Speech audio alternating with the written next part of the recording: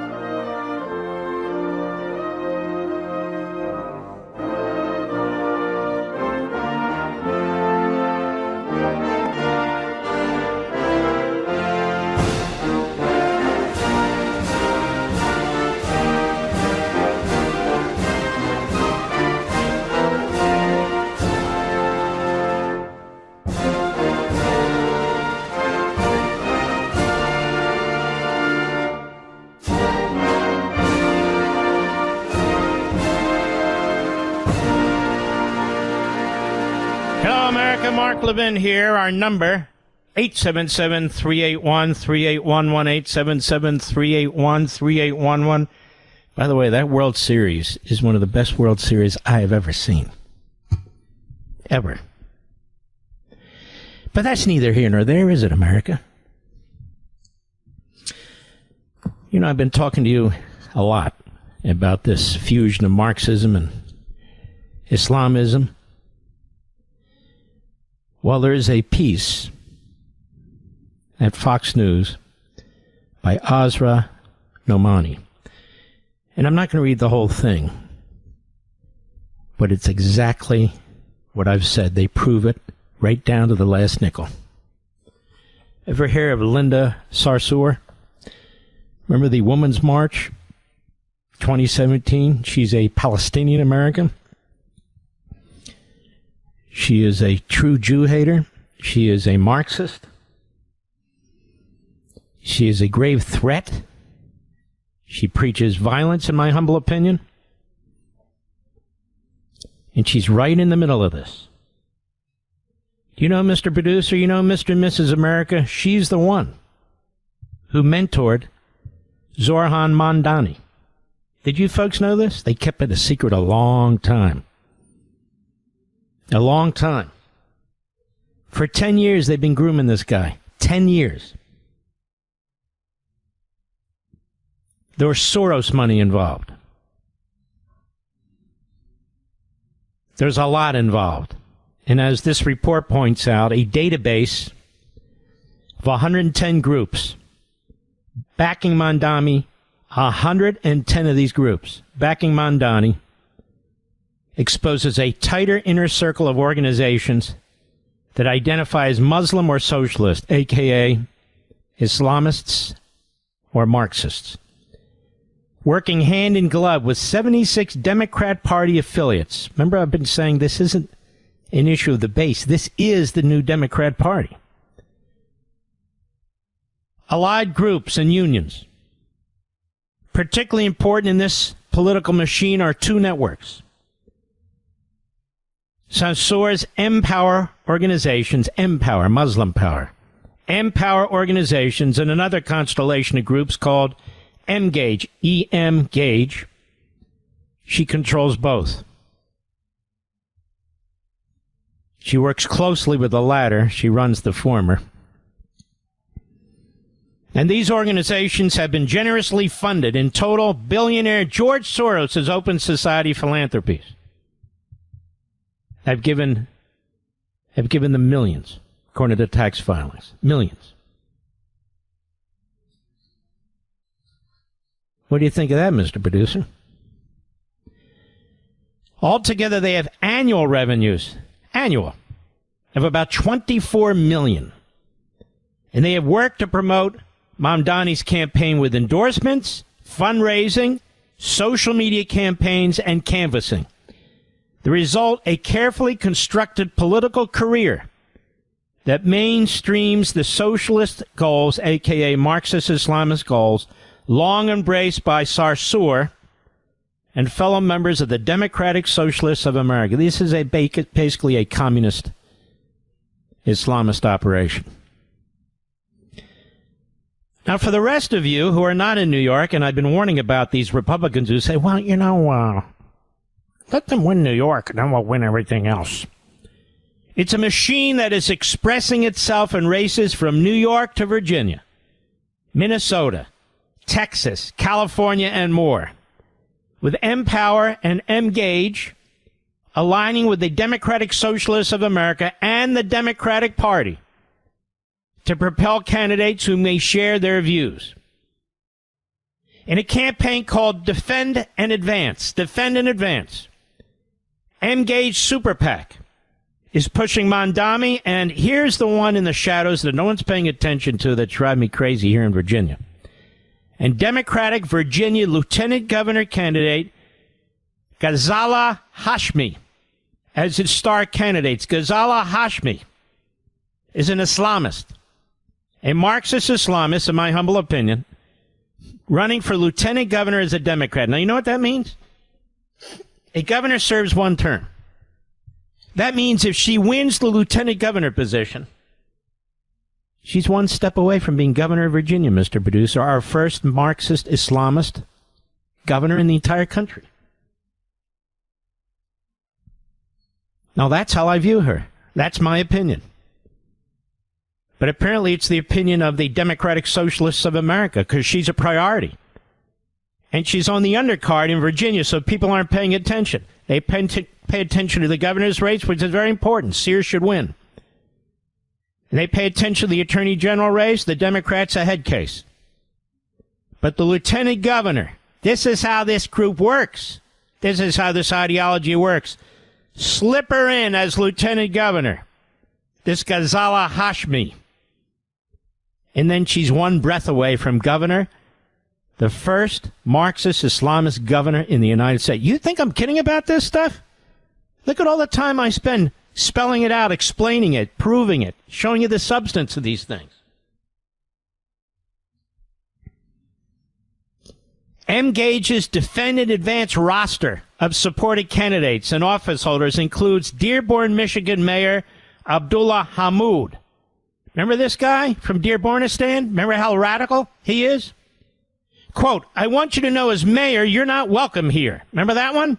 He recently told a Christian pastor who objected to a proposal to name a street in honor of a local man who had allegedly praised terrorist groups Hamas and Hezbollah.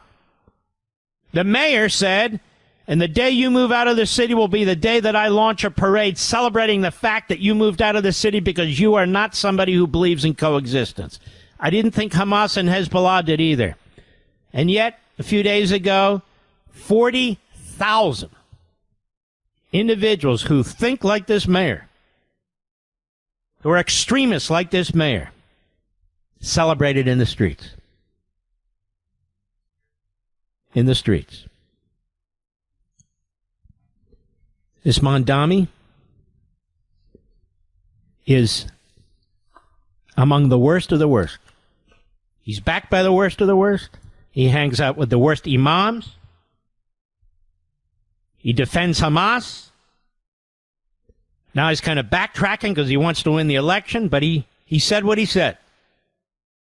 His mother is funded in part by Qatar. Qatar has posted on social media and is backing Mamdani. I don't care who considers Qatar a best friend. They're not my best friend, as far as I'm concerned. Not because, for a zillion reasons, including 9/11. Including 9/11. And what did this clown get out of 9/11? J.D. Vance was right. His auntie, was afraid to go on the subway because she might get weird looks because of her hijab. But his auntie was in Tanzania and never was in the United States. Oh, I'm sorry, I meant my father's first cousin. You're a liar and a fraud. A phony victim. Say Islamophobia anytime you're attacked. Pretend you're defending the Muslim faith when we have moderate Muslims coming out and saying they don't like this guy. Like Zuhdi Jasser, who will be on my show Saturday. Boy, I have a hell of a show Saturday. In addition to my opening statement, where I'm going to really let this guy have it. It was Zuhdi Jasser, who's Muslim, who despises these radicals. We have our buddy Ben Shapiro as our second guest. Fantastic. Fantastic show Saturday. Life, Liberty, and Levin. I hope you'll set your DVR. I hope you'll watch it live. Sunday for the full hour, we're going to have Douglas Murray. He's never done a full hour, but he's brilliant. He's a scholar, incredibly articulate. And again, I said I want to highlight some people who are particularly wise, particularly important. So some shows will do two guests who are also wise and important, and some shows will do one guest. Some people who I have on the two-guest show will at some point be on the one-guest show. But in any event, I want to expose you as much as I can to these people. So we're not just doing a conga line of broadcasting. I don't like it myself. I don't watch it myself. So Mamdani isn't the Manchurian candidate. He's the Islamist candidate. He was groomed for this for 10 years. For 10 years, he was groomed for this. And now here he is. On the Marxist side, he keeps talking about the Vienna housing system. In Vienna, Austria. And 60% of the people there live in government-subsidized houses. And he keeps pointing to that as an example. It wouldn't take much for a media outlet to spend a little bit of time, other than Fox and other than me, to take a look at that housing system. The rents are going sky high. There's literally no maintenance. The buildings are falling apart because that's what happens when the government runs things. That's his idea. Oh, and his tax plan. He wants to lower taxes in communities that are majority brown and black, and he wants to raise taxes in communities that are majority white. So he wants a tax system based on racism. Oh, and of course the cops. We all know you NYPD, you really work for the Jews. You really work for the IDF. Something I would think Fuentes and Tucker would be saying. No, Mr. Producer? And this is what I mean by the joining of the mentally ill, the unhinged, with the Fuentes types, the Carlson types, the Bannon types, with the Mamdani types, the Linda Sarsour types.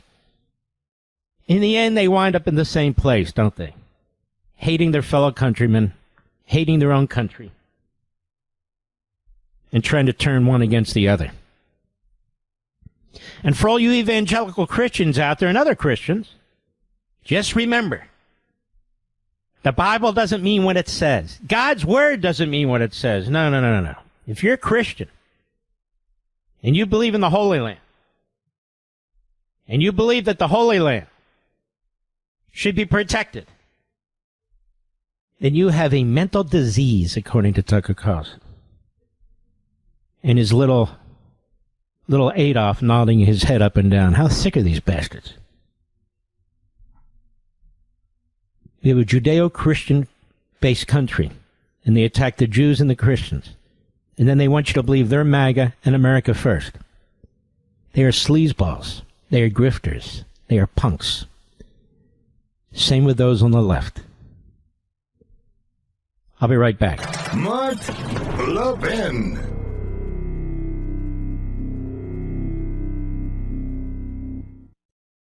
Folks, I have a question for you. Do you believe America's best days are still ahead? With the 250th anniversary of the signing of the Declaration of Independence coming up in less than a year, my friends at the Heritage Foundation are taking stock of the current situation, and they need your input. They've launched a survey on America's future to gauge how Americans feel right now about where we are as a nation and where we're headed in the next 250 years. You know, for decades, your American values have been under attack, but now, with President Trump's administration in office, we have an opportunity to turn the tide and usher in a new golden age for America. But the Heritage Foundation needs to hear from you. What policies do patriots like you most care about? What do you believe are the defining principles of America? What legacy do you believe we should pass on to the next generation? Please visit heritage.org/Levin today and share your feedback and help shape the future of America. That's heritage.org/LEVIN. Paid for by the Heritage Foundation.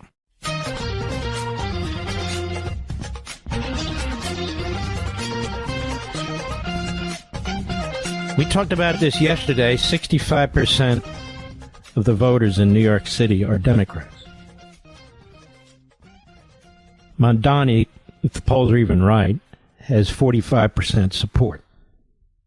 I can assure you there's no Republicans. Maybe there's some independents. 45% when the city's 65% Democrat. How did they get to this position? He's not even a Democrat. He's a democratic socialist, a.k.a. a Marxist Islamist.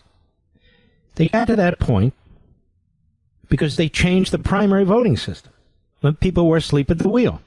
Just like in Pennsylvania, a lot of people are asleep at the wheel when they have a Supreme Court race with 3 radical Democrats running, and moderate Democrats and Republicans need to come out and vote in no confidence for them. But I don't know that they will. But back to New York City. So they changed it so somebody with a plurality of the vote can win, and they changed the date for the vote. They moved it up several months when people aren't paying attention. So the Mamdani supporters, such as they are, they turn out, and very few other supporters do. And so they win with a plurality of the vote, plurality in the primary. So now he's the Democrat nominee officially. People asleep again, not knowing what's taking place. But these radical activists, they do this purposely because they know people have to work for a living, except for them. So they changed it, and now in the general election, you've got all these parties running. I think there's like 8 of them, but whatever it is. And so if he gets 45% of the vote, even though it's 65% Democrat in the city, he becomes the mayor. He's getting most of his support, 62% of his support, from migrants. From migrants, not from longtime citizens, from migrants. 62% of his vote. So this is how it's all played out. The Democrat Party has allowed all these migrants into the country, and now the Democrat Party is fighting for its own survival, what's left of it, because the Marxist Islamists are obviously the most substantial and growing part of the Democrat Party now. They have no real leaders. Hakeem Jeffries folded like a cheap tent. Hochul, the governor, has humiliated herself over and over again. She folded like a cheap tent. So you've got Schumer, who's a coward. He won't come out against Mamdani. It's really quite a mess. We'll be right back.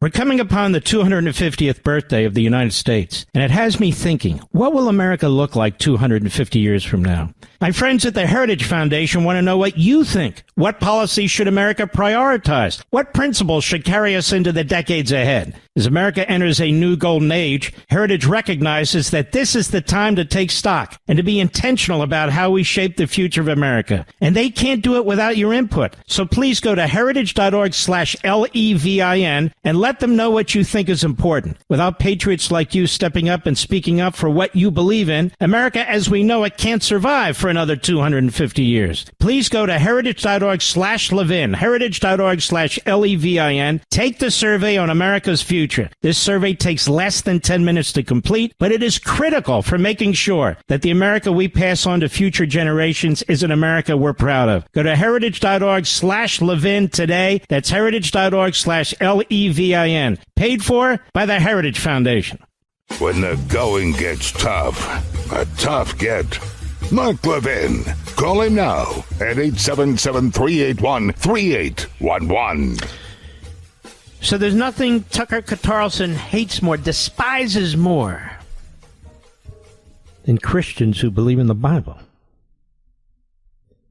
Christian, quote-unquote, Zionists. A Zionist is just somebody who believes in the state of Israel. That's it. That's it. This Mamdani is a real sleazeball. It's the worst of the worst, the underbelly of society for the reasons I've stated over and over again, including today. He says, of course, I recognize the state of Israel, but not a Jewish state. Everybody should be treated equally. Now, Israel is surrounded by Muslim countries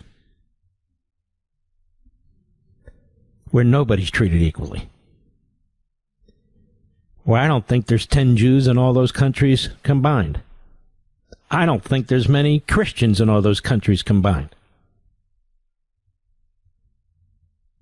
Does he ever say, I favor a two-state solution? Which he says he does. But only if the Palestinians treat Jews as equals. Does he ever say that, Mr. Producer? So this guy's a punk. He's a fraud. He opposes the state of Israel. He is always talking about equality and rights, something that doesn't exist in the vast majority of Arab and Muslim countries. Quite the opposite. Quite the opposite. Now, one of his big issues, at least up to about 2 minutes ago, was legalizing prostitution. You people believe in that? He says because poor women without skills really have no other way to make a living. And they can't sell sex if nobody's legally permitted to buy it. Isn't that sick? That's the Marxist side of him. Maybe it's the Islamist side too. I don't know. That doesn't sound like treating women equal to me. That statement doesn't sound like treating women equal to me. Women are not things. Those of us who have wives and daughters and mothers, we get this. We reject legalized prostitution because we respect women. We know what happens to little girls. Legalized prostitution. We know the violence. We know the diseases. We know that women are treated as sex slaves and that they're sold into sex slavery and pornography. Now, surely Zohran Mamdani knows it too. So why is this a hot issue for him? Now he's trying to downplay it. But that's what he said. Why is that a good thing? Why should he be in charge of the housing market? That doesn't work anywhere. Ask any Venezuelan who's here. Any Cuban who's here. Ask them. Or any of these socialist countries that he's so excited about. We tried this in the United States in the 60s. You tried it in New York. How many of these buildings have been demolished? Because they're rat-infested, cockroach-infested, gang member-infested, drug-infested, prostitution-infested. People who are raised in or grow up in these public housing units, condemn them. The way you build more housing is to attract more investment, but he doesn't get it. He hates capitalism. Lowering taxes, not raising them. Lowering regulations, not raising them. Creating an abundance of homes, so you bring down the price, supply and demand. That's not right wing. That's the laws of economics, like the laws of physics. It is what it is. You either recognize it or you don't. Now we have a man in Mamdani who's never held a private sector job. Not one. Not one. And yet he wants to run the city. He wants to run the most financially important city on the face of the earth. And he'll run it into the ground because he's an ideologue. And that's what whack job ideologues do. They destroy things. They don't know how to create things. They don't know how to develop things. They don't know how to build things. They don't know how to take things. Reward people politically. Reward people apparently based on their race, according to this guy.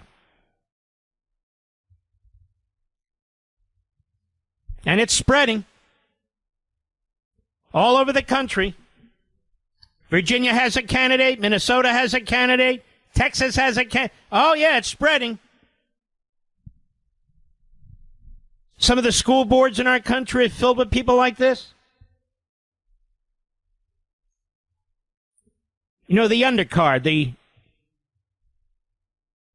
the political positions that don't get a lot of attention, a lot of media. They're filling those. They're targeting those. Schools, towns, town councils, supervisor positions, that sort of thing. Soros has already taken over a whole bunch of prosecutorial positions, local and county prosecutors. How's that worked out? How's that worked out, Manhattan?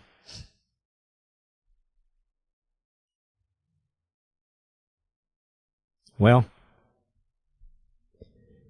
when you have unassimilated migrants,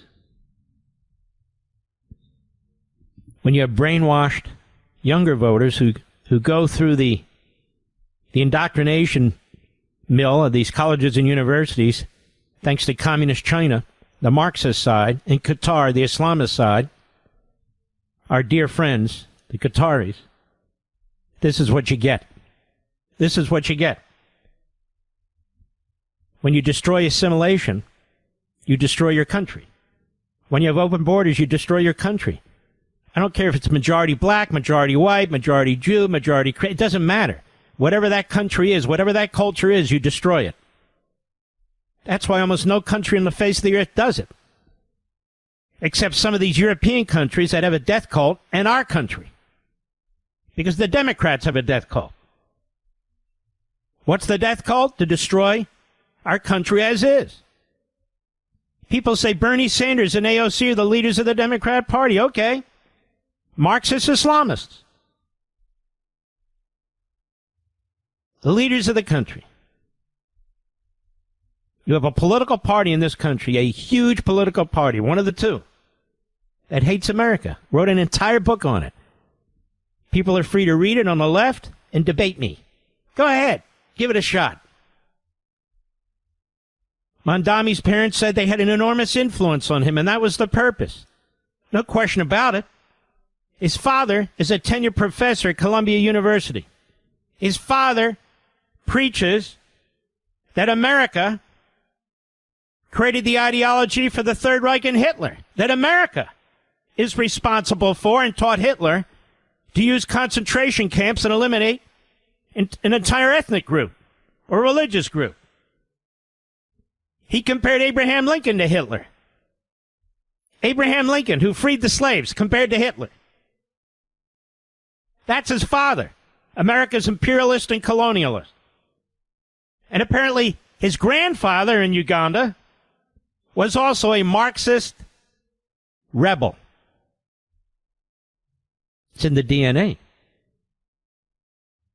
The mother is a propagandist for Islam, for the Islamists, rather. Sucking up money from Qatar that throws it around all over the place. And people can't wait to take it. They can't wait to take it. Did you know the Medal of Honor Museum took, I think it was $5 million from Qatar? Did I mention that before, Mr. Producer? I think I have. They're that hard up for money, they take $5 million or whatever it was, $2 million from Qatar? Why do you think Qatar did that? Because they care about our Medal of Honor winners? Seriously? It's incredible. Qatar is still defending Hamas. Qatar is still defending October 7th. I told you, go to that site, memory.org, memri.org, memory.org. It's fantastic. It's honest, it's objective, it's fantastic. memri.org. Check it out. So this is not going to be limited to New York City or New York.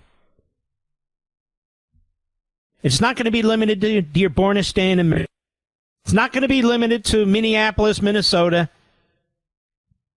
It's not going to be limited to Virginia in the lieutenant governor race. I've just named you 4 or 5. Excuse me. And there's many more. Under the radar, above the radar. The media run interference for this. The Democrat Party is basically accepting this and embracing this. In with the new, they say. There's nothing new about Marxism and Islamism. It's called totalitarianism. That's what it is. That's what it is.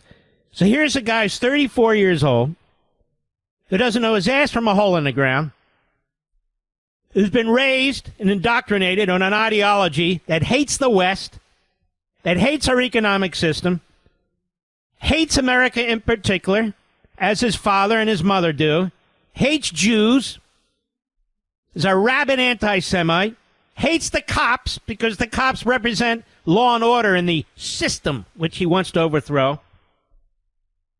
Here's a guy that's never run a damn thing. Nothing. Zero. Not even one of these guys with a squeegee. Never worked at a McDonald's. Never did anything as a kid. Unlike the great governor of California, Newsom, who's a real hustler, I hear, Mr. Producer. Yeah, another fraud. But this is different. Newsom is a fraud. He's a destroyer. He's an incompetent boob. He's a leftist.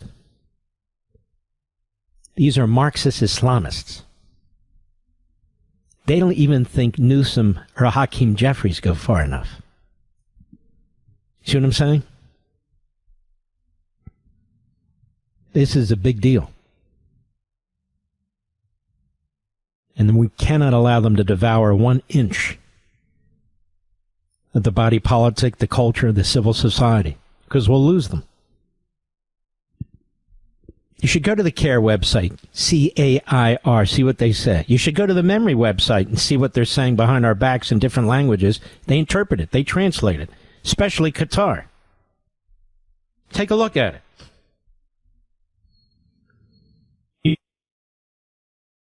Carlsons, the Nick Fuentes, the Steve Bannons, the Owens, and all the rest of them. These are mentally unhinged bigots, in my humble opinion, all of whom have very sketch backgrounds, who are phonies. Phonies. Who are distracting way too many people from the real problems we have in this country. The fact that they hate Israel and hate Netanyahu and hate Jews. Oh, no, we don't. We're just asking questions. We know who you are. And the lowest of the lowlives among them, Fuentes, of course, Bannon, of course, is a criminal. Owens, of course, but this guy, Tucker Carlson, he's smart enough to know better. And for him to platform Fuentes, who spent the last several years doing everything he could to libel Charlie Kirk, to destroy Charlie Kirk, because Charlie wanted him as far away from Turning Point USA events as possible. He wouldn't invite him. He was very frustrated that other people platformed him. Charlie Kirk, a Christian Zionist. The fact that Carlson would have this guy, Fuentes, on his platform. Look, I expect him to choreograph attacks on me. That's beside the point. Well beside the point. I'm a big boy. I can handle these punks. They're nothing to me. Zero. Together they have an IQ of negative 78. Oh, that's not what I'm talking about. To go to that memorial funeral for Charlie Kirk and then to platform Fuentes, to stab your old friend in the back is unconscionable. Josh Hammer has a great piece in the Daily Mail. I think it's behind the paywall, but it is a great piece about how this guy is purposely trying to destroy and divide MAGA. Purposely. And so are his entrails. Fuentes, Bannon, and the rest of them. There's also a great post by Steve Deace, a friend of mine, great broadcaster. He says, who's the Zionist? And he lists the things Donald Trump has done with Israel, and then he lists the things George W. Bush did or did not do with Israel. And he said, who's the Zionist? George W. Bush or Donald Trump? He says, Donald Trump. Hands down. This is another reason they're trying to destroy MAGA. They're attacking Christians. They're attacking Jews. They're siding with the Islamists and the Marxists. They attack our economic system and capitalism, too. So you're going to get the truth here. This is why I call this Radio Free America, right here behind this mic. I share your principles and beliefs. I'll be right back. Mark Levin.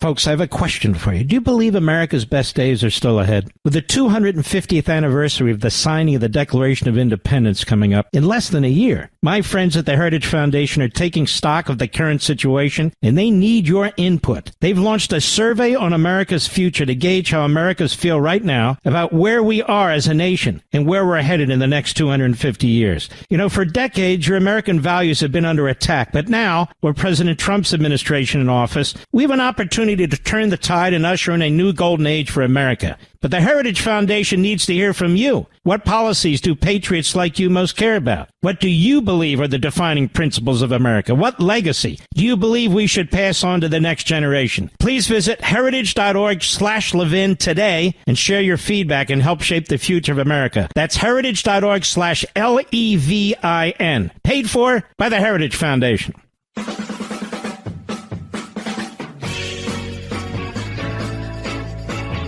Well, how about that? Breitbart poll 2 years after October 7, majority of Palestinians say Hamas was right to attack. 86% deny civilian atrocities.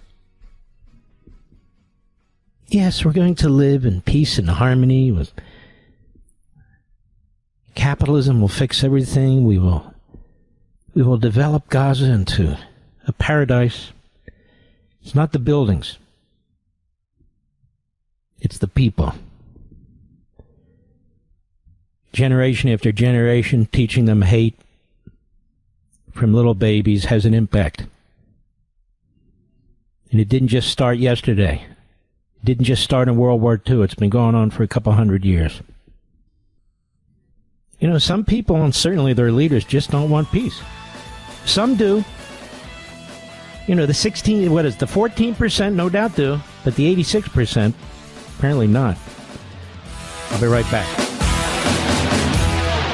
This segment of the podcast is exclusively sponsored by Pure Talk. Pure Talk offers great coverage and can save your family money on your wireless bill every single month. Go to puretalk.com to find the plan that's right for you. Thank you again for listening, and thank you so much for this sponsorship, Pure Talk. He's here.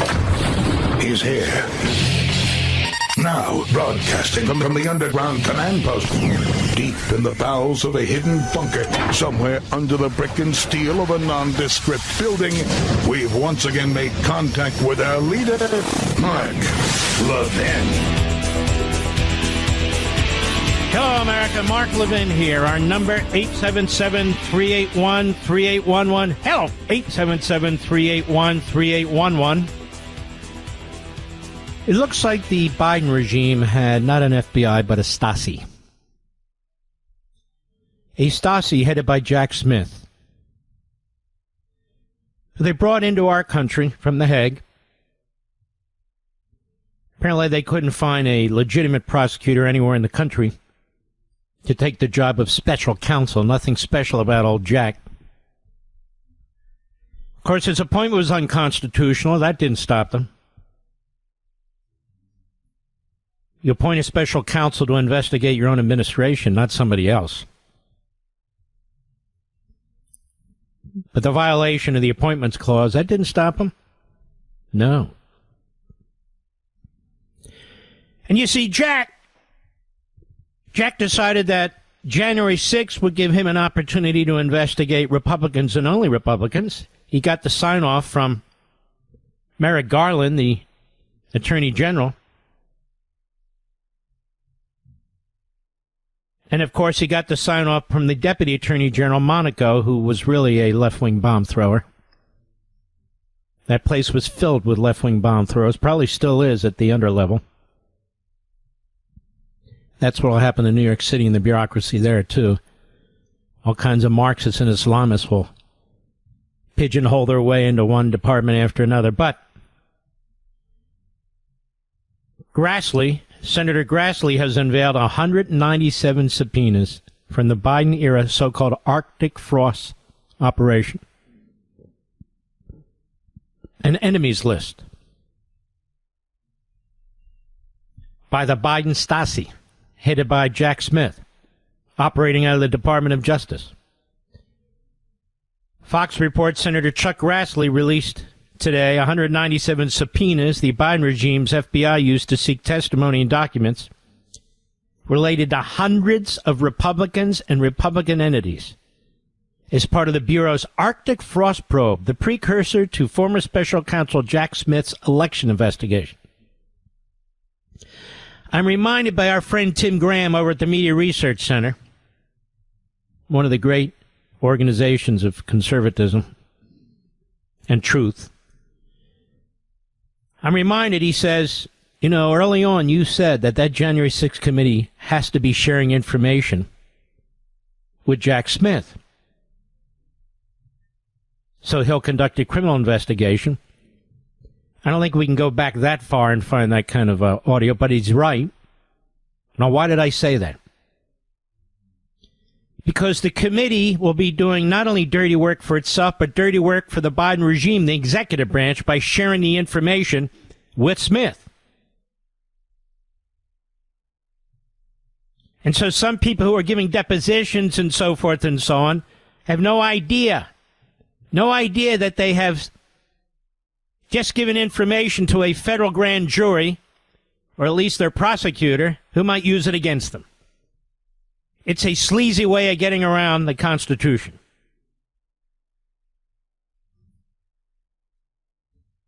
Arctic Frost was the vehicle by which partisan FBI agents and DOJ prosecutors could improperly investigate the entire Republican political apparatus. Senator Grassley said at a press conference today. Now, he's no bomb thrower. He said, contrary to what Smith has said publicly, this was clearly a fishing expedition. Standing alongside Grassley, Senator Ron Johnson, great man, called the subpoenas nothing short of a Biden administration enemies list. The subpoenas included non-public, confidential grand jury material that Grassley said he obtained through whistleblower disclosures. They sought certain communications with media companies, including Fox News, CBS, Sinclair, and Newsmax. That is, between Republican members of Congress and this media. Why would the executive branch, the Biden regime, the FBI, this prosecutor have to know any of that? With any members and aides in Congress, they also sought sweeping financial information from conservative entities, conservative groups. So this was a massive, unconstitutional violation of separation of powers, a massive unconstitutional investigation without any pretext of conservative organizations. The Biden Stasi. Grassley has been releasing troves of documents related to Arctic Frost. A probe, he says, was politicized and lacked basis. Smith used the probe to bring criminal charges against Trump related to the 2020 election. The reason those charges against Trump in the election were bogus is because he didn't commit any crimes. None. You're allowed to challenge an election. You're allowed to send a second slate of electors.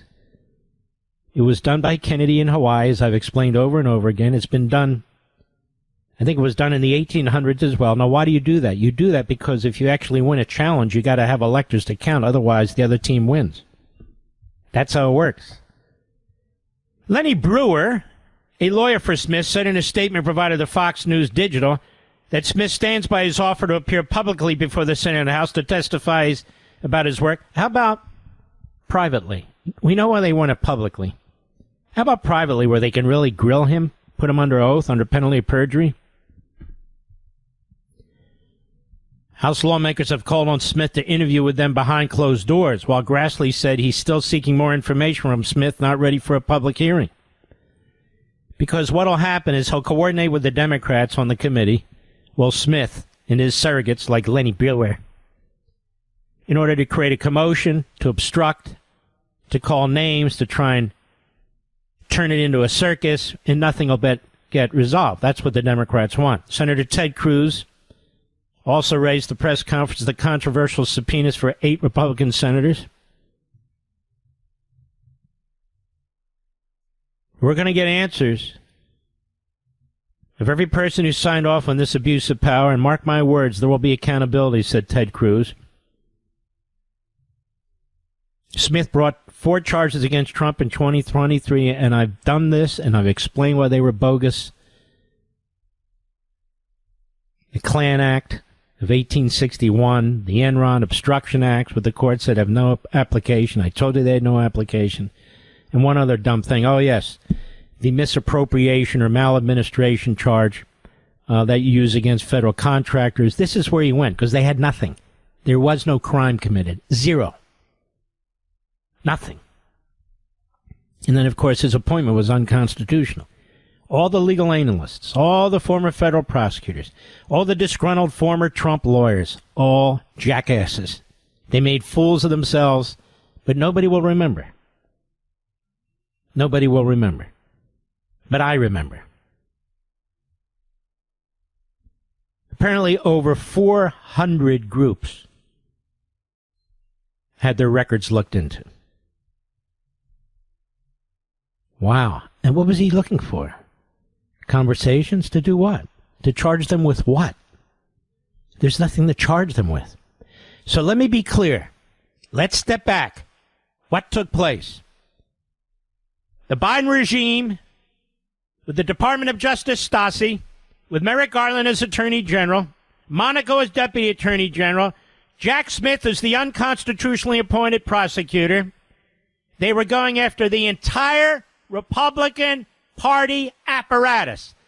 The presidential candidate, members of the Senate, members of the House, and conservative organizations. They were trying to criminalize the Republican Party. And yet the Democrats talk about authoritarianism. The Democrats talk about the tyranny that we're living in here. We lack a democracy, they say.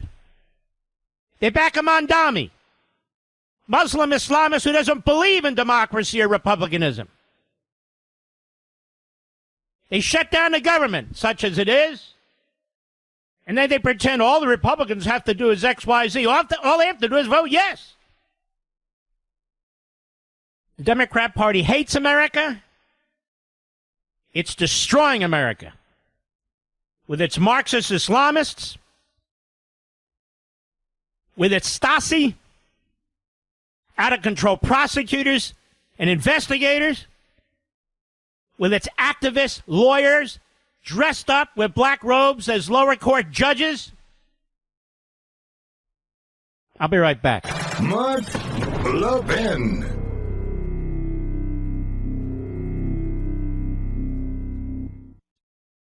There's a reason I'm proud to say Pure Talk is my wireless company, because they don't just talk the talk, they walk the walk, especially when it comes to supporting our veterans. This month, Pure Talk is choosing to support Canines for Warriors, an incredible organization that rescues and trains dogs, then pairs them with veterans struggling with PTSD. These are men and women who serve with honor, but when they come home, their brotherhood and support network they had in the military too often disappears. Canines for Warriors steps up to fill the gap, giving these heroes purpose, companionship, and healing. That's exactly why Pure Talk, a veteran-led company, supports them. Choose a wireless company that shares your values. And with talk, text, and plenty of 5G data for just $25 a month. You could also be saving a ton of money. Go to puretalk.com/Levin to make the switch today. Again, go to puretalk.com/LEVIN and switch to America's wireless company, my wireless company, Pure Talk.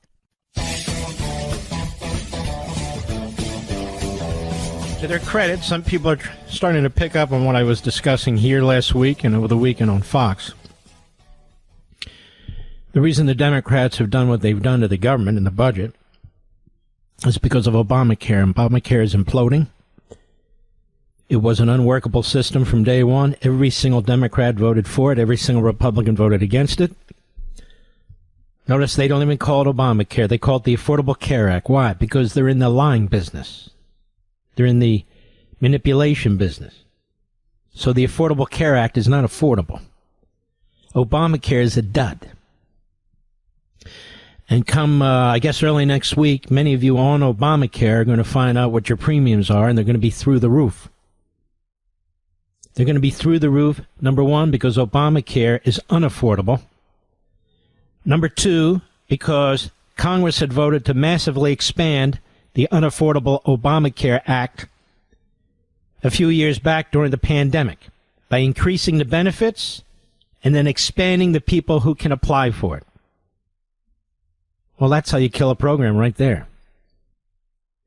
That drove up the costs for Medicare, drove up the costs for Medicaid, drove up the costs for private health care plans, because when you have a big program with multi-millions of people on it, and you screw around with the market system like this Mamdani, that idiot, or Bernie Sanders, that idiot, they blow up the private health care system, and then they say, we need more government, we need to centralize it, because big insurance, and big pharma, big this and big that. Never big government. It's destroying it, ripping you off. Once again, it's supply and demand is a law of nature. It's a law of nature. And when the government interferes, screws up the market, this is what you get. Unaffordability, lousy care, can't pick the doctors in hospitals most of the time that you want. I mean, I don't know how many more examples. Canada, Australia, all of Europe. It's like Marxism. Canada, Australia, all of Europe. Islamism with open borders. Canada, Australia, all of Europe. How many more examples, real human examples, do we need? It's not even an experiment anymore. It's as predictable as night and day. So the Democrats, many of you have employee health care, right, Mr. Producer? We do. Employer, I should say, insurance program. They want to eliminate them. They want to drag them into Obamacare. So you pay into Obamacare. That's what they want to do. That's the end game. You're going to start hearing them saying, we need universal health care. And you'll recall in that Democrat debate, in 2020, I guess, the Democrat, whether they think we should have illegal aliens on health care, they all raised their hands. Whether they think we should have Medicare for all, they all raised their hands. So all these programs, Medicare would actually go. You know, Louis Gohmert's a good guy. Texts me from now and then, and he said, don't forget, Mark, to create Obamacare, they took $700 billion out of Medicare, which is right. And don't forget, America, they told you your premiums were going to go down $2,500. That's never happened. It's never going to happen. They just lie, just like they lie about what's happening to the government right now. Now, food stamps are set to stop on November 1st for 40 million Americans. I have a question. Why are 40 million Americans on food stamps? That's another program that has been grossly expanded and has massive fraud and waste. But putting that aside for the moment, although don't forget it because it's true, if 5 Democrat senators would vote with the Republican senators, nobody would lose their food stamps. The military would be paid. The TSA would be paid. The FAA would be paid. Everybody would be paid. The Republicans in the House passed a continuing resolution to pay everybody at the current rate and to keep the programs that they voted on. The Democrats are trying to put all the crap back, all the slop back in. They're trying to get their illegal alien constituents paid. I mean, after all, they brought them to the country, just as they don't want to deport them, and so they have their militia in the streets physically attacking ICE. That's what's going on. And so they see this as an opportunity. How far are they going to take it? How far are they going to go with this? Well, the Republicans ought not buckle. Period. Republicans should stand firm. Turns out the polling is doing just fine for them. Not that this is about politics, but for the Democrats, it's always politics. It's always power. That's why I wrote the book on power. Always power. Always grabbing as much power as they can. That's where they come from. And you got to know it in order to try and prevent it. You got to know it in order to try and prevent it. Now, John Thune said this afternoon that he thinks we're closer to resolving this. I don't know what that means. Thune's been really great, but I don't know what that means, closer to resolving this. It better not mean that the Democrats get anything that they want, because it's out of control.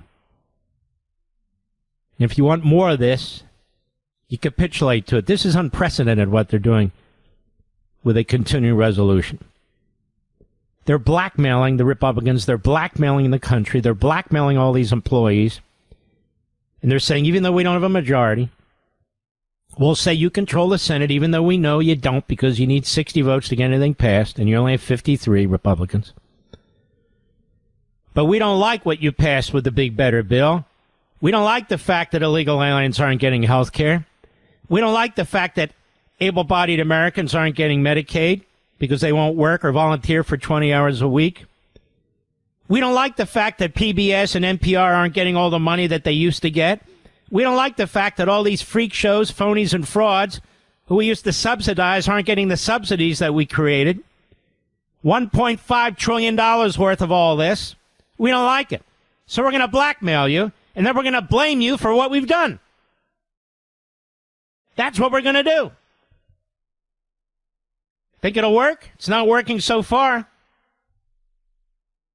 It's not working so far. It's so bad what they're doing that even Jake Tapper took on Representative Melanie Stansberger, Democrat, New Mexico. And we'll play this when we come back. All you got to do, he says, is vote to open the government, quote unquote. She doesn't like that very much. I'll be right back. There's a reason I'm proud to say Pure Talk is my wireless company, because they don't just talk the talk, they walk the walk, especially when it comes to supporting our veterans. This month, Pure Talk is choosing to support Canines for Warriors, an incredible organization that rescues and trains dogs, then pairs them with veterans struggling with PTSD. These are men and women who serve with honor, but when they come home, their brotherhood and support network they had in the military too often disappears. Canines for Warriors steps up to fill the gap, giving these heroes purpose, companionship, and healing. That's exactly why Pure Talk, a veteran-led company, supports them. Choose a wireless company that shares your values. And with talk, text, and plenty of 5G data for just $25 a month, you could also be saving a ton of money. Go to puretalk.com/Levin to make the switch today. Again, go to puretalk.com/LEVIN and switch to America's wireless company, my wireless company, Pure Talk. Mark Levin doesn't just read the news, he makes the news. Call the Mark Levin Show now at 877-381-3811. John Thune. Well, let's see what he has to say. Cut 5, go. That we are 29 days into a Democrat shutdown. And the senator from New Mexico was absolutely right.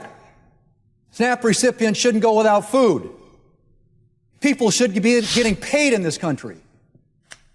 And we've tried to do that 13 times. You voted no 13 times. This isn't a political game. These are real people's lives that we're talking about. And you all have just figured out, 29 days in, that, there might be some consequences. There are people who run out of money. Yeah, we're 29 days in. And they've done their best to make sure that a lot of these programs are funded. But at some point, the government runs out of money. 13 times people over here voted to fund SNAP. 13 times they voted to fund WIC. My aching back. Finally realized this thing has consequences. Well, you know what?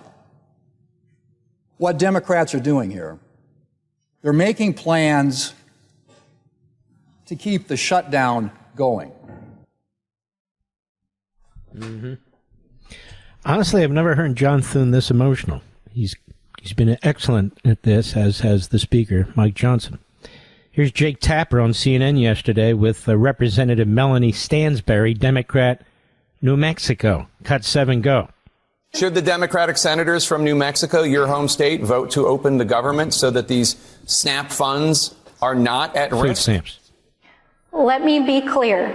The administration is choosing to starve American children with money that they already have appropriated. I'm not applauding their tactics. By the White House. Well, this is a choice by the White House. This is also, Congresswoman, this is also a choice by Senate Democrats to not vote to open the government. Yes, it is. I understand why they're doing it. They're doing it because they want Medicaid funds restored. They're doing it because they want Obamacare premiums to be extended past the end of the year. I understand the reasoning. Sir, let me just be clear. The money for contingency plans is sitting there. That is why the state... Okay, this woman is a robot.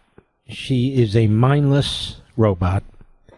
Money for contingency plans. There's a little pot of money, maybe $10 billion put aside for natural disasters. It's legally not available to fund programs, routine programs. So they can't just go there. That's number one. Number two, they say it's housed at the Department of Agriculture. These people are nuts. The Secretary of Agriculture says, I don't know what they're talking about. There's no money over here. There's no money here. I don't know what they're talking about. So now they go on TV and they say, we've got these funds over here. We ought to use them. These funds over, but they're not over there. And even if they were there, they're not usable. So Tapper does the best he can because he's a Democrat. I don't support their tactics either. What tactics? The Republicans and the president said vote for the continuing resolution. Let's get going. And we'll have these debates over health care. The problem is they don't want a debate over health care. They want Obamacare massively expanded. They want to suck the private health care system into Obamacare, which cannot work. It's not working. It's breaking the backs of the recipients and those who subsidize it, the taxpayers. It doesn't work. And so the Republicans have other ideas that their various committee members and so forth have come up with, and they say, look, we'll deal with that. But first, let's pay these people.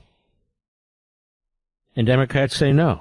It's our way or the highway. We not only want to vote on health care, we want to vote to do what we say we want to do, and you got to supply the Republicans to pass it. What do you think of that, Mr. Producer? You Republicans are in the majority. You do what we say. These are the blackmailers. That's what they are. Mm-hmm. And that's what they're doing. Make no mistake about it. They have the capacity to do what they should do. Here's President Trump on Air Force One yesterday about it. Cut 3, go. The Democrats have caused the problem on food stamps. They've caused, all they have to do is sign. And, you know, if they sign, I'll meet with them. They're all saying, well, they actually said Trump is doing an amazing job in this trip. This trip will bring back trillions of dollars, so it's hard. But they do want to meet with me when I get back. But I say get the economy open and we'll meet. I'll meet and we'll solve any difficulties. We have to fix health care because Obamacare is a disaster. I mean, when you see the increases in Obamacare, it never worked. It never will work. And we can do something with the Democrats much better than Obamacare. Less money and better health care. And that's something I think that could come out of this with the Democrats. You work with the Democrats, because right now the insurance companies are making too much money, and they're making a fortune. And the healthcare, Obamacare is poor, and the premiums are ridiculous. It's going up a lot. I don't want to say the number. The number is very substantial. But when you hear the number, and it's Obamacare, it never worked. It never will work. It'll never be good. And I think it's a great time for the Republicans and Democrats to get together and make something that will work, and let the insurance companies make money. They're entitled to that, but not the kind of money that they're making. Okay. I don't know about all that, because I don't know all the numbers. But that said, we always attack the pharmaceutical companies, the insurance companies, the oil companies, the this company, the that company.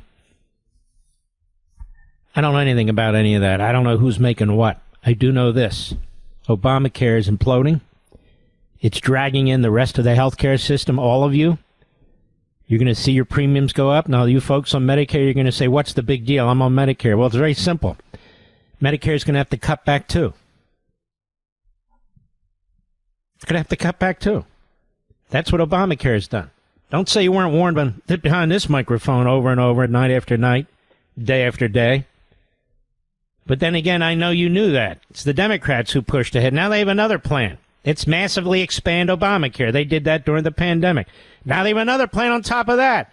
Let's massively increase spending on Obamacare. It won't fix the problem. But so what? The goal is to make such a lousy system so expensive that everybody's going to say, all right, the insurance company, we can't take it anymore. Government, take it over. This is what they do. This is what they do. Government, take it over. Like all the experts are in government. Like all the efficiency managers are in government. Like all the government knows how to take care of hospitals and billing systems and patients. Oh, yeah, the government, they'll fix everything. Tell me, what does the government ever run that's run well? The healthcare system is about 20% of our economy. You want to turn that over to the government? They already control about half of that through Medicare, Medicaid, and this Obamacare. They already control about half of our healthcare. You really want to give up your employer subsidized insurance plan? Is that what you want to do?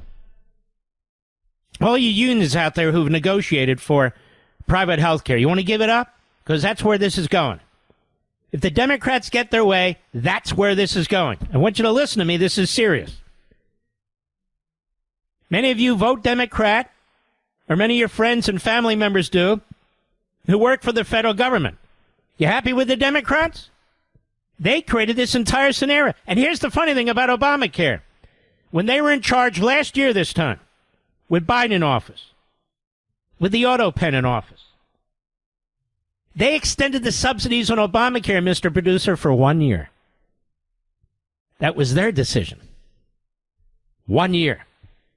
1 year is up on December 31. 1 year. And now they're saying, wow, that was a mistake. They did it. Obamacare is a mess. They did it. Obamacare was expanded for those on the program and expanded to include people who weren't on the program. You know, during the pandemic, whenever there is a so-called emergency, the government gets massively more powerful. Your civil liberties are thrown to the wind. The budget's thrown to the wind. The government gets bigger and bigger and bigger. Okay, the pandemic's over. Do they go back to pre-pandemic status? No. Do they go back to pre-pandemic spending? No. Do they reduce the size of Obamacare just for the people who need it? No. All right, I'll be right back. Mark Levin.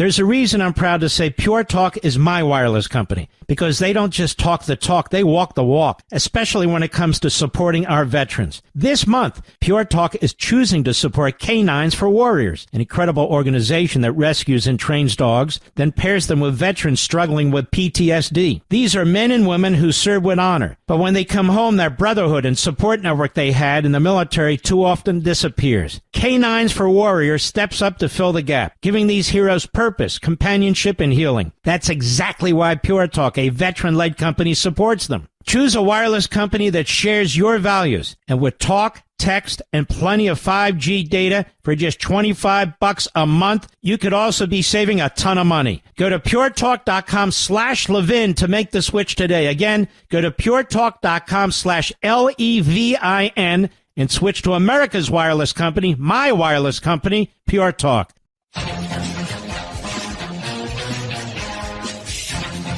You see what Bill Gates is doing on climate change? Quote unquote, climate change? The Associated Press, Bill Gates calls for climate fight to shift focus from curbing emissions to reducing human suffering. Bill Gates thinks climate change is a serious problem, but it won't be the end of civilization. You know, Mr. Biddy, maybe I should be worth $250 billion. Haven't I been saying this all along? And I'm not alone, of course. So I want you to think about that first sentence in this AP Wire story.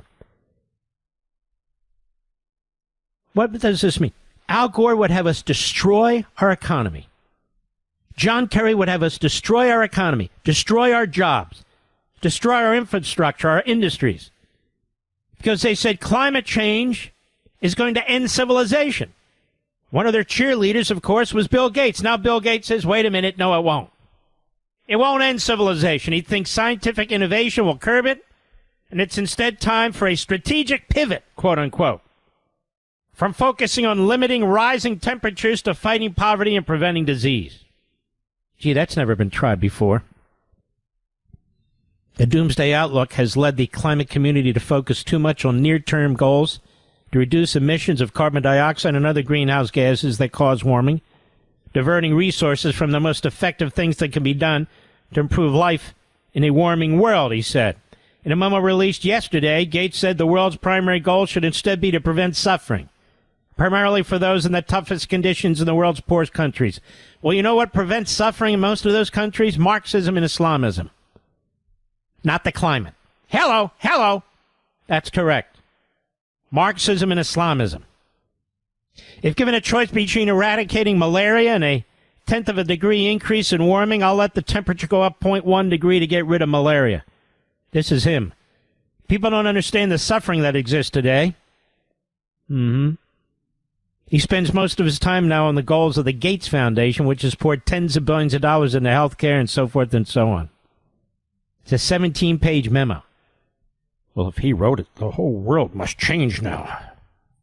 So, of course, those who are invested in the climate catastrophe theory, that it will destroy human life as we know it, who receive huge salaries, who raise huge amounts of money, who become famous, who get huge speaking fees, well, they're invested in the fear-mongering and the scaremongering. They're invested in it. Science never mattered to them. Science doesn't matter to them today. I have a whole chapter on this, by the way, in Liberty and Tyranny. That book is what?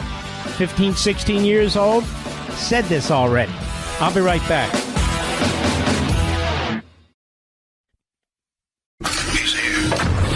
He's here. Now, broadcasting from the underground command post, deep in the bowels of a hidden bunker, somewhere under the brick and steel of a nondescript building, we've once again made contact with our leader, Mark Levin. Hello, America. This is the Power Hour, Hour 3. Isn't it amazing so much of what the Democrats insisted, existential, we must do this, we must do that, is so phony? Now, all of a sudden, Bill Gates, it's not existential. Oh, okay. And the media genuflex. Okay, it's not existential. Let's help the poor and the needy and Gee. Isn't that amazing? Now, we've been beaten over the head with this for 10 years. Climate change. I remember when Rush would fight it. I would fight it. Hannity would fight it. We would all fight. So what are they talking about? We bring on the experts, the climatologists, the meteorologists, experts from MIT, from all over the world. I wrote about it as far back as Liberty and Tyranny. An entire chapter on it. How preposterous this is. And now all of a sudden, Bill Gates, who's not any smarter than anybody else, he's a billionaire, but he doesn't know climate more than anybody else. We all look at the same thing. It's not existential.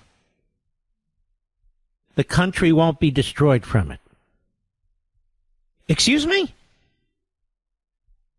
Then they want us to sign this treaty that would result in our government, our economy shrinking, jobs eliminated, smoke industries regulated out of existence while the communist Chinese are going wild, while the Indians are going wild. We would destroy ourselves. And I told you all along, this is another Marxist crap agenda, the degrowth agenda, which I write about in American Marxism. It's amazing what I write about. In American Marxism, the degrowth agenda. And the Democrat Party hates America. The degrowth agenda. Now they're just flat out, we hate capitalism. I'm a democratic socialist. Now think of those two words. How can you be a democratic socialist? The whole point of socialism is taking decision-making away from the people and giving it to the government. But anyway, so you get the point. Well, they had another problem. He misjudged the public. But how many times did you hear, you don't believe in climate change? During debates. Oh, you're a climate denier. Remember that one? Remember Chuck Todd, Mr. Producer? I quoted him in 2 books. If you're a climate denier, you're not coming on the show. There's climate change. It's existential. And we're not bringing you on. This guy's supposed to be a journalist. Meet the depressed. He failed, of course. I don't want to hear about it. That's it.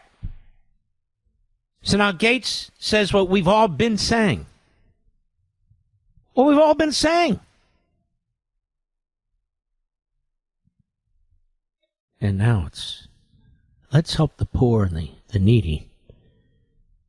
What about 0.01% climate change? That just doesn't make any sense. Oh, it doesn't? No, it doesn't make any sense. Okay. That's just nonsense. Unbelievable. Well, here's Harry Enton again, the CNN chief data analyst, about climate change. Cut 19, go. Yeah, I think a lot of people will agree with Bill Gates that maybe this wouldn't be the end of humanity. And I think, we've been talking about... A lot of people on the Democrat and on the left side would never have agreed with Bill Gates. Period. This was the way to drive our economy into a centralized industrial planning economy, to attack capitalism. That was the goal all along, to degrowth our economic system. Go ahead. Now, for decades upon decades upon decades, and the worry in terms of climate change, simply put, hasn't shifted. It has not reached the majority of Americans. What are we talking about? Greatly worried about climate change. You go all the way back to 1989, it was 35%, 2000, 40%, 2020, 46%, and in 2025, look at that. It's 40%, the same number as we had 25 years ago back in 2000, and then only just 5 points higher than we had back in 1989. Really, we've just seen consistency on this issue. The bottom line is that the climate change message that folks who, of course, believe that is real and is quite worrisome, simply put, has not really worked with the American people. So greatly worried. You say greatly worried. I mean, so people say they're greatly worried, 40%, but how worried? Really? Is it the biggest thing they're worried about? Yeah, it is not anywhere close to being the biggest thing that people are worried about. What are we talking about here? Well, why don't we just talk about top issue facing the U.S., climate change? Well, I got some numbers for you on the screen right here. It's up there with Epstein. Nobody gives a crap, except the podcasters. The influencers. The influencers, not influencing. No. It's the future. Go ahead. Mathematical genius to know that these numbers are not particularly high. Top issue facing the United States, climate change. It was 3% in 2021, 2% on average of polls in 2023, and this year the average of polls 2. It is very, very low on the list of priorities. I was trying to count it on the Gallup poll, and basically it was so low down, I was counting all the different issues, I almost lost track. It was like 15th or 20th. It was just very, very low down. So the bottom line is not only are we seeing that the number has not really moved over the last 36 years, but in terms of being the top issue, it's simply... Wait a minute, 36 years? I thought we were going to be gone. I thought the ocean was going to sweep over the land. I thought we weren't going to exist anymore. All the condos in Florida would be removed. All the surfers would be surfing in Newark, New Jersey. I thought that the end was near. And now it's nigh. It's nigh, I say. And they talk, and they keep talking like they knew it. No, it's never going to be big. The numbers have never changed, of course. And of course, it's not existential. America will survive. The science will... They sound like us. Like you and me. Isn't that amazing? Go ahead. Through 2%, there are just a ton of things that rank way higher on the list of importance. Yes. Like we're living in an authoritarian regime. It's getting very close to real autocracy. You know how I know? Because the barely literate Al Sharpton said so on the Barely Watched. MSLSD, Sakon Vansedia, that is the Morning Joe show. Sharpton, what did he have to say? Why does anybody care? Nonetheless, 18, go. Rioting that no one sees but him. I think what is the clear threat here. That's right. Nobody sees rioting except Trump. That's right. Those ICE agents who were attacked, they're not really attacked. Only Trump sees that. Says Mr. Crown Heights. Oh, yeah, remember that? Yeah. Well, he'd be an expert on violence and rioting, wouldn't he? And yet, look what he does with his expertise. He lies about it. Next thing you know, he'll say climate change is real. Go ahead. Do we allow a president to fabricate something and then send in National Guard? And in his speech... He didn't fabricate anything. You see, you're supposed to be a man of the streets, Al. You're supposed to be a man of the people. Certain people. And you're not. Used to get fat and happy. Now you're skinny and happy. You got your foundation. You got your notoriety. You got your speeches. You got your TV gig. Streets are dangerous, Al. Our citizens, they don't like all this illegal immigration. Oh, one other thing, Al.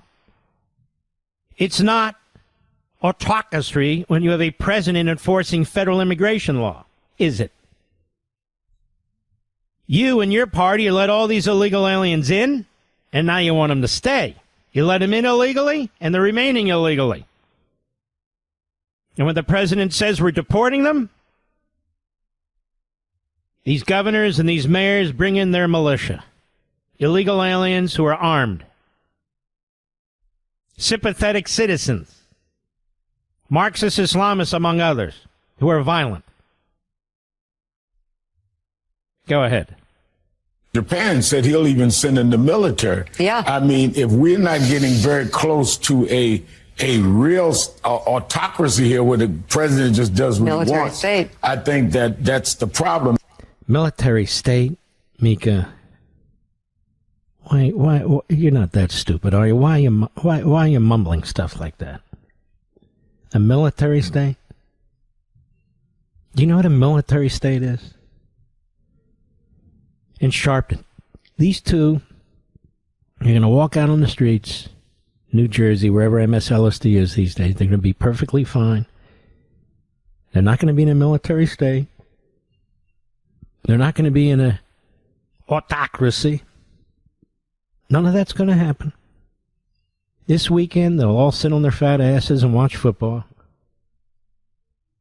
Or do whatever they do. No threat from the military, no threat from ICE, no threat whatsoever. And then the camera lights come on again Monday, and there they are again. We live in very close to a real autocracy, a military state, a dictatorship. Yes. Are we going to go to the play tomorrow, Joe? Where are we going to go? Nothing's going to change in their lives. Not a damn thing. If it was a state, everything would change. MSLSD wouldn't be on the air anymore. Would it? People would be locked up. People like me. We'd all be in prison, wouldn't we? Yes, we would.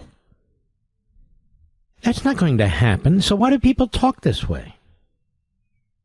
These are the climate change people who we now know are frauds, but we always knew they're frauds. And they're frauds when it comes to a military state. They don't know what a military state is. Presidents have used the military for many reasons. What they need to do is watch Life, Liberty, and Levin on the weekend.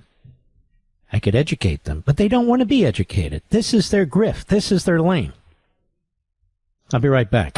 Mark Levin.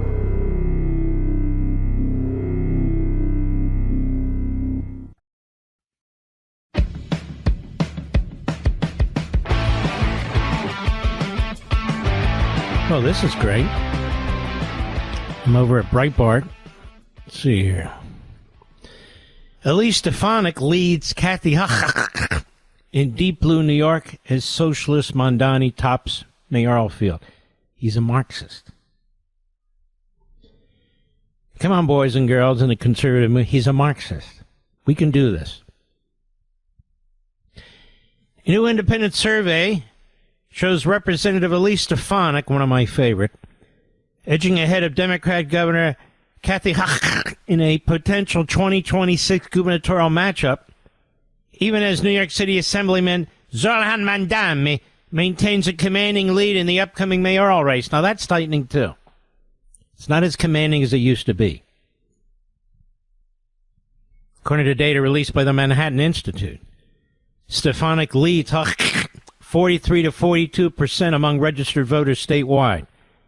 A statistical tie that nonetheless gives the Republican a narrow advantage. That's pretty amazing.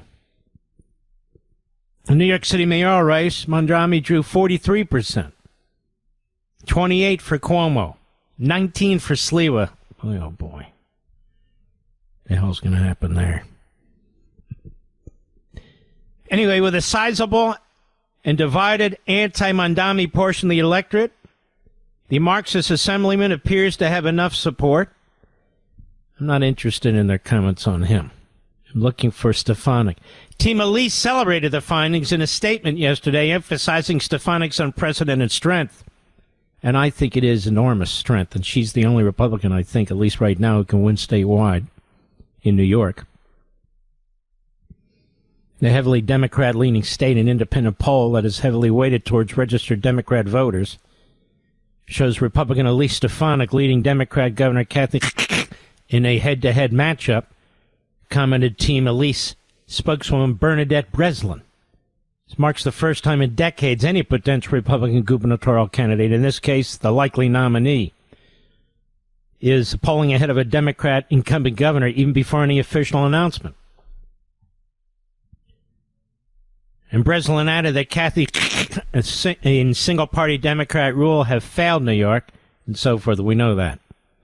New York Republican Party Chairman Ed Cox called the results a bombshell poll, showing Elise Stefanik beating Kathy before Elise has even declared her candidacy. Under Kathy and one-party Democrat rule, New York has become the most taxed, most regulated, least free state in America. Oh, just wait. Mr. Affordability comes in. He's going to tax the hell, regulate the hell out of everybody. They're going to move as fast. Did you see already people are moving to Connecticut, Mr. Producer? They're going to Connecticut.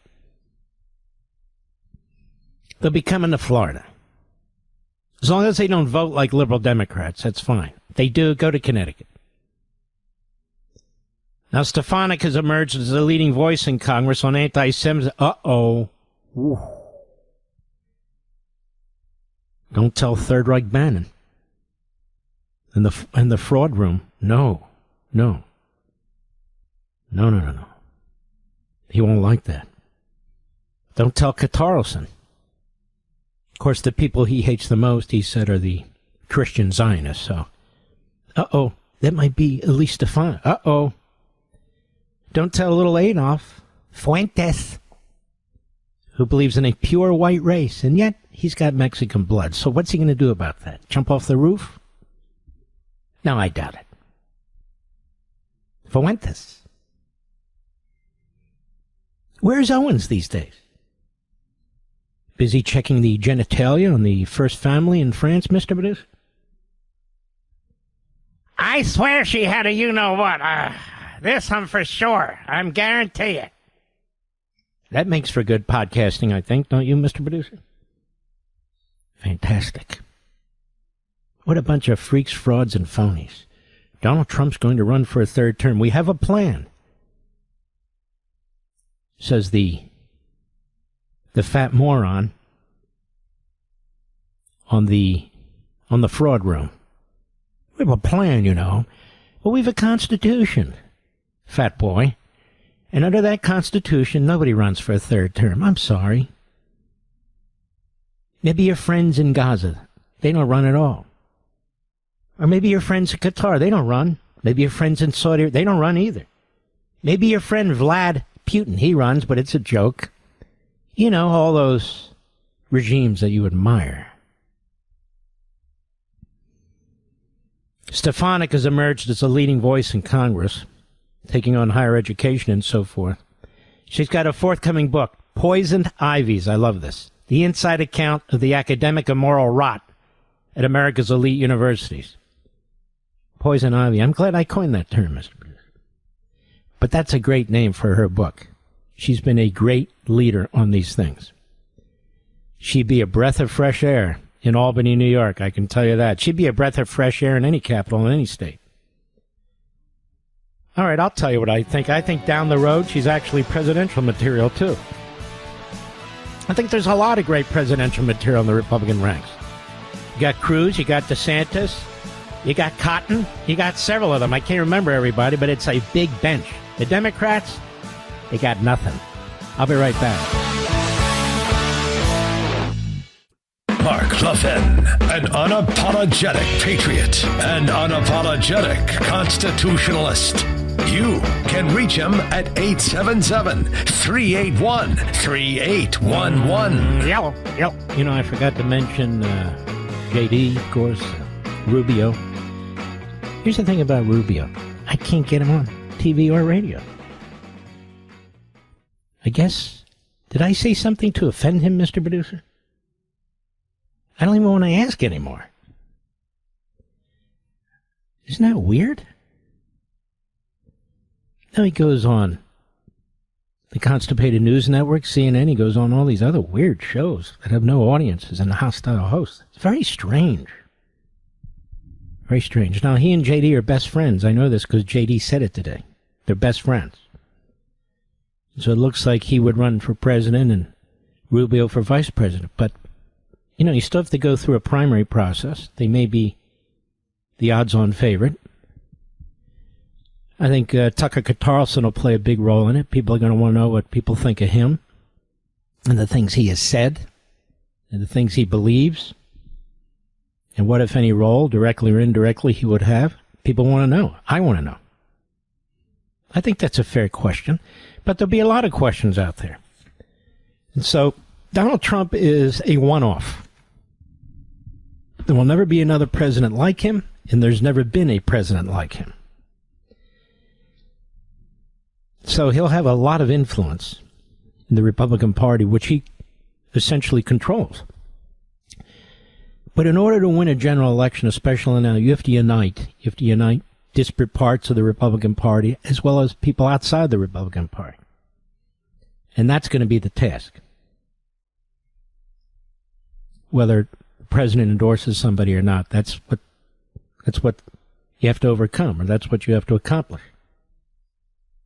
I've been in enough of these to know that. I can tell you, if somebody doesn't want to talk to my audience, millions and millions of you, I don't know how I can get behind them, Mr. Producer. I've told that many times, have I not? Many times. You've got to respect the audience, like Rush said. You got to respect, we've got millions and millions, course of a week, tens of millions of people who come through this program. Mr. and Mrs. America, hard-working, tax-paying, patriotic Americans. You can't blow them off. You're not going to find them on CNN. You'll find some. Some. Conservative talk radio, well, at least the big shows and syndicated shows, have audiences bigger than cable TV. This program has audiences bigger than cable TV. It's just the way it is. A lot of politicians don't understand that. They want to see TV. It's okay. We're on TV too, but that's not my point. The left always wanted to copy conservative talk radio. They failed miserably. They've succeeded at podcasting because you don't really have ratings. You're just out there and you count hits and clicks and this and that and so forth and so on. So they have factions. They have niches that people play to. But when you're a politician, you need more than factions and niches. You need a massive number of people who are uniting behind you, maybe for even different reasons. And that's the skill that Donald Trump has and had, and Ronald Reagan has and had, and some others. And some others. And that's what it's going to take to get the nomination and to beat the Democrats. That's what it's going to take. They're not going to hand us this stuff. Look, it's not going to be Bernie Sanders or somebody like that. They'll figure something out. Maybe they'll hand one of the kooks the VP slot. I don't know. Maybe they will nominate a kook. Whatever they do, they do. But you have to have somebody who's going to be able to unite the different elements. We represent constitutional conservatives. That's what we represent. A rational foreign policy. A secure border. Assimilation. Low taxes. Low regulations. Limited central government. Capitalism. You know, stuff the country great. Okay. The show's almost over. I say it every year. Where the hell did it go so fast? Let's go to Morris in Minnesota on the Mark Levin app. Excuse me, it's Fred in Morris, Minnesota. Fred, go right ahead, please. Yeah, I'm calling about the government shutdown. Can you hear me okay? I can. Yeah, okay, good. Well, I think you should start calling it the government shakedown, because it seems like the Democrats are trying to shake down the Republicans to get the money they want for... That's not a bad line. I like it. In fact, next time the speaker's with us, if there's still a government shakedown, I'll let them know. That's not bad. Fred, are you in marketing? What are you, Fred? What do you do? I'm a teacher. Well, you're probably a good teacher. It's good when you have a good teacher. It really does make a difference. All right, Fred. I like your idea, actually. Thank you so much. All right, God bless. Take care of yourself. Let's go to Mike, Tucson, Arizona, on the Mark Levin app. I love Tucson, Arizona, especially once a year. I can't get into it. I don't want to be harassed or harmed or whatever. But Tucson's a pretty cool city. Go right ahead, Mike. Hey, Mark. Yes. I just think that if the Republicans would take that opportunity to point out to the Democrats that all of these raises on the bill don't make any sense because we got ICE agents being harassed. And another thing, didn't the Democrats want to give amnesty to the illegals? Why won't the Republicans take that as an opportunity to say, you know what, our gates are closed, let's get them on the amnesty and throw it out at the Democrats and see what they say, because I bet you they'll go silent. They wouldn't be able to imagine. I'm not sure what they would say. Right now, all we hear is they're human beings.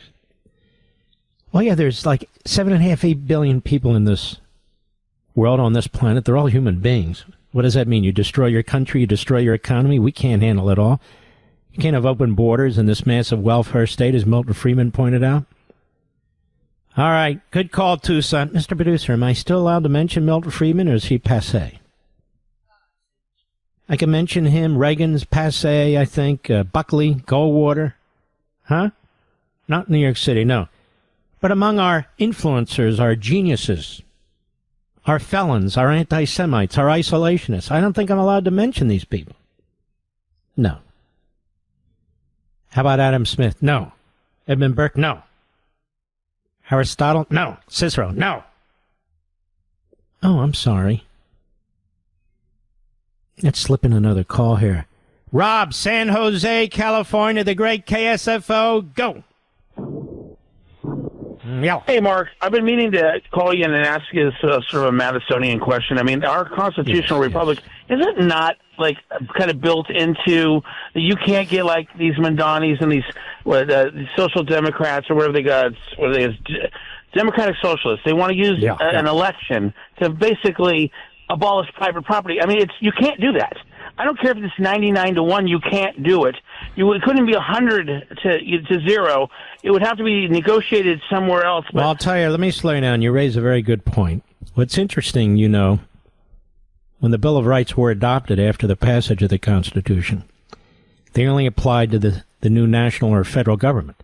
They didn't apply to the states. And over time, they have been applied to the states. Like private property rights, it's in the without a fair market compensation. It's called the Takings Clause.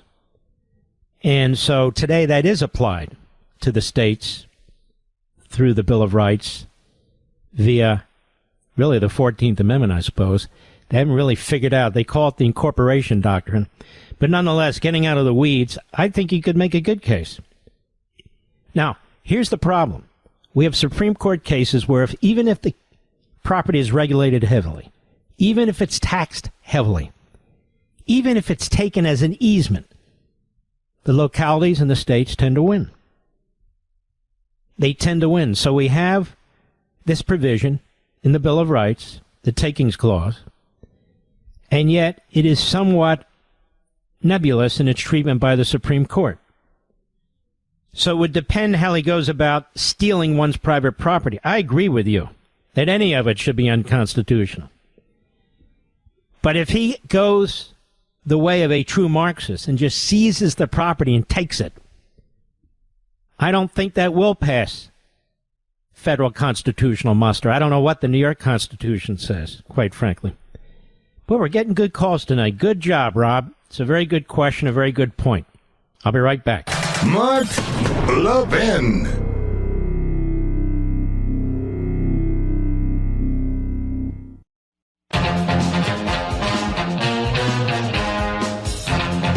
Well, ladies and gentlemen, the program's coming to a close. I think I should try and slip in another caller here if I can get my email working, America. By the way, my son Chase was showing me this AI stuff. Mr. Producer, it's frightening. He said, like, ABC provided them with a photo, and then all of a sudden, he's in a John Wayne movie, he can move this, he can speak whatever he wants to say. So people can do that to each one of us. It's going to get harder and harder to distinguish between reality and fantasy, and people doing things to you and so forth and so on, that you have any control over. How do you control this?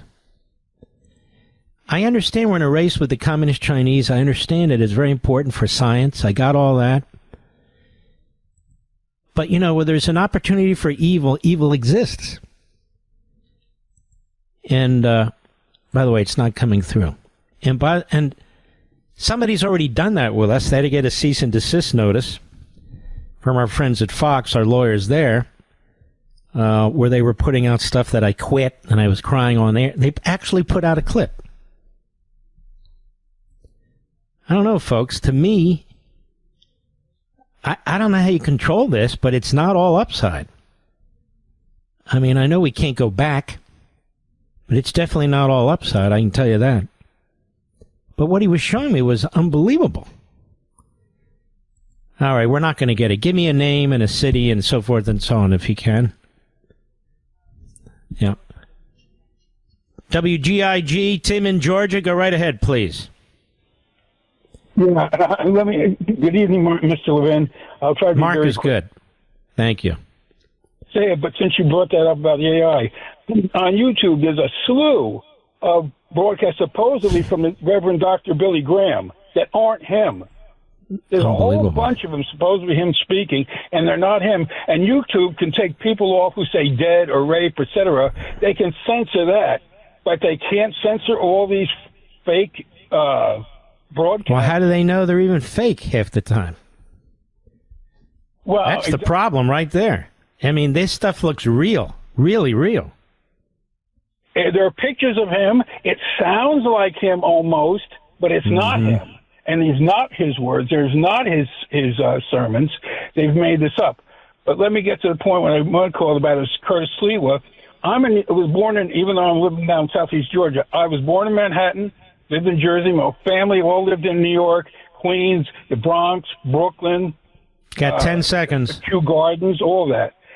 I do not know why the conservative Republicans are not backing Curtis more. Because they don't think he can win, that's why. If they thought he could win, they'd back him. I'm answering your question. You may not like the answer.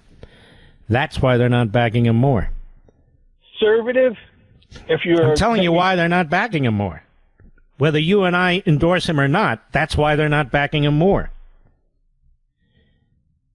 All right, we'll see what happens. We salute our armed forces, police officers, firefighters, emergency personnel, our truckers, the men and women in Ukraine, the men and women in Israel, you, the American people, thank you, God bless you. But that's why they're not. Whether we or you like it or not, that's why they're not. I'll see you tomorrow. God bless. Same place, same time.